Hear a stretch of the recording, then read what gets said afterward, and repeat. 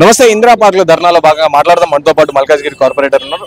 Madam చెప్పండి madam, ప్రధానంగా అంటే ఇంత పెద్ద ఎత్తున ధర్నా చేయాల్సిన అవసరం ఏమొచ్చింది? అంటే 6 నెలల అధికారంలోకి వచ్చినాం, ఆల్రెడీ 6 గ్యారెంటీలు అమలు అయిపోయినాయని చెప్పేసి కాంగ్రెస్ పార్టీ చెప్తుంది. మీరు అమలు కాలేవు అని చెప్పి ధర్నా చేస్తుంది.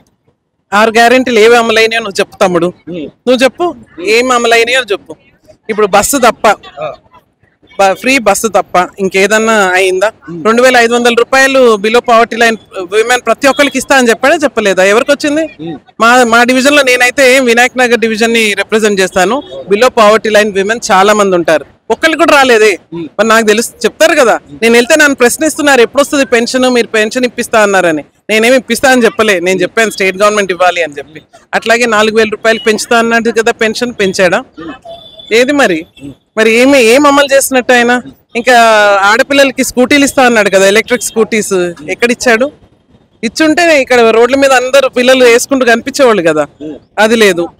ఇంకా చాలా సందర్భాల్లో రేవంత్ రెడ్డి చెప్తా ఉన్నాడు, అంటే అమలు అయిపోయినాయి, అమలు అయిపోతా ఉన్నాయి 6 గ్యారెంటీలు అని చెప్పేసి చెప్పారు. ఇంకోటి ఏంటంటే కావాలనే ఇటు బీజేపీ కావచ్చు, బీఆర్ఎస్ కావచ్చు, వీళ్ళన్ని బట్టగాల్చి మీద వేసిన ప్రయత్నం చేస్తున్నాయని చెప్పేసి రేవంత్ రెడ్డి కావచ్చు. రేవంత్ రెడ్డి అన్ని అబద్ధాల మీదనే ఆయన చీఫ్ మినిస్టర్ అయ్యాడు, అబద్ధాలు చెప్పి. ఇప్పుడు చీఫ్ మినిస్టర్ అయిన తర్వాత కూడా అబద్ధాలు ఆడుతున్నాడు. అంటే రాహుల్ గాంధీ పార్లమెంట్ సాక్ష్యంగా ఆయన కూడా అబద్ధాలు ఆడుతున్నాడు. ఈయన కూడా అదే, గురు శిష్యులే కదా. సో ఆ గురువు ఏం చేస్తున్నాడు? పార్లమెంట్ లోనే అబద్ధాలు ఆడిన వాళ్ళు ఇప్పుడు రోడ్ల మీద, అసెంబ్లీలో అబద్ధాలు ఆడడానికి వాళ్ళకి ఏం తక్కువ?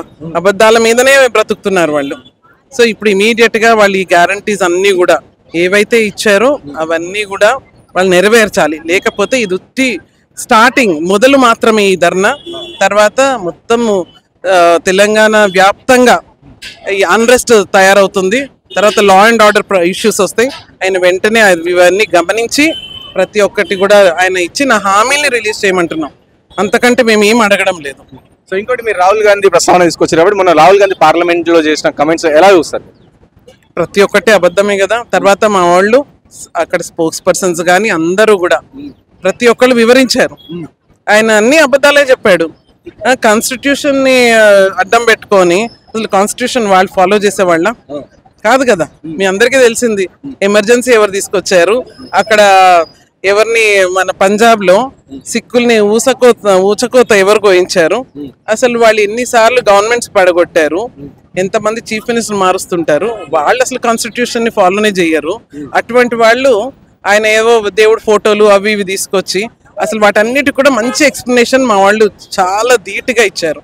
అది చాలు ఆయనకి. సో చివరికి చెప్పండి madam, Telangana chief, BJP chief పైన కసరత్తు నడుస్తుంది. సో ఎవరికి ఇస్తే బాగుంటుంది, ఎవరు అయితే బాగుంటుంది అనుకుంటారు? మాకు బీజేపీలో తప్పకుండా కన్సెన్సస్ ప్రకారంగానే చేస్తారు.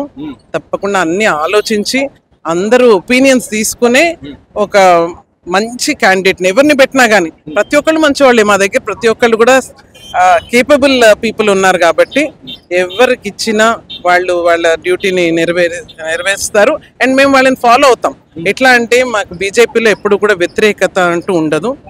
ఏది చేసినా అధిష్టానం ఆలోచించి చేస్తుంది కాబట్టి మాకు అధిష్టానం మీద నమ్మకం ఉంది. సో ఇంకోటి, మల్కాజ్గిరిలో మీరు ఈటల రాజేందర్ గారు భారీ మెజార్టీతో గెలిపించుకున్నారు. సో అలాంటి చాలా వరకు హామీలు కూడా ఇచ్చిన పరిస్థితి మల్కాజ్గిరిలో. సో ఇప్పుడు గెలిచారు, అండ్ తర్వాత అభివృద్ధి పనులు అనేవి స్టార్ట్ అయినాయి. అండ్ ఎలాంటి స్టార్ట్ అయింది? ఈటల రాజేందర్ గారు గెలిచిన తర్వాత నిన్ననే మా మల్కాజ్గిరి అసెంబ్లీలో కృతజ్ఞత సభ ఒకటి ఆయన పెట్టడం జరిగింది. దాంట్లో ఏం చెప్పారంటే, కార్పొరేటర్ అయితే కింద లెవెల్లో పనిచేస్తారు, ఎమ్మెల్యే అప్పుడప్పుడు కనిపిస్తారు, అదే పార్లమెంటేరియన్ అంటే ఎంపీ అయితే ఎప్పుడో ఒక్కసారి కనిపిస్తారు. నేను అలా కాదు, నేను ప్రతిరోజు కూడా ప్రజల్లో ఉంటాను, కార్పొరేటర్ ఎలా పనిచేస్తారో గ్రౌండ్ లెవెల్లో నేను అలా పనిచేస్తానని చెప్పారు. ఆయన మొన్న పార్లమెంట్ ఫస్ట్ టైం వెళ్ళి ఆయన ఇది వెళ్ళినప్పుడు ఆయన రైల్వే మినిస్టర్ని కలిశారు, డిఫెన్స్ మినిస్టర్ని కలిశారు, రోడ్స్ అండ్ బిల్డింగ్స్ హైవేస్ మినిస్టర్ని కలిశారు, గడ్కరీ గారిని. సో అందరినీ కూడా కలిశారు. ఎందుకు అంటే మా దగ్గర మల్కాజ్గిరిలో మెయిన్గా రైల్వే ట్రాక్స్ ఎక్కువ ఉంటాయి, అక్కడ ఆర్ఓబీలు పనులు ఉన్నాయి, అదనంగా కొన్ని ఇవి కావాలి, అండర్ పాస్లు కావాలి. అలాగే డిఫెన్స్ ఏరియా మొత్తం, మా ఏరియాకి మొత్తం డిఫెన్స్ ఏరియా ఉంటుంది, అక్కడ కూడా మాకు రోడ్స్ కావాలి. అవి ఎప్పుడంటే అప్పుడు మూసేస్తుంటారు, దాని గురించి మాట్లాడారు. సో ఈవెన్ మన ఇక్కడ కుక్కట్పల్లి అన్న కోంపల్లి దగ్గర నేషనల్ హైవేస్ అవి కావాల్సి ఉండి, అట్లాగే నేషనల్ హైవేస్ గడ్కరీ గారిని కూడా కలిశారు. సో ఆల్రెడీ ఆయన పనిలో ఉన్నారు. అండ్ మేము చెరువుల గురించి చెప్పాము, అన్నిటి గురించి చెప్పాము, అన్ని చేస్తామనేసి అంటున్నారు. ఆయన జస్ట్ 1 month కూడా అవ్వలేదు. కదా, అప్పుడే ఆయన పని స్టార్ట్ చేశారు. మాకు బాగా నమ్మకం ఉంది, ఆయన చేస్తారు కూడా, చేసే మనిషి. మేమందరం కూడా చాలా హ్యాపీగా ఉన్నాము, ఎందుకంటే 3,91,000 ఓట్లతోని ఆయనని గెలిపించుకున్నాము.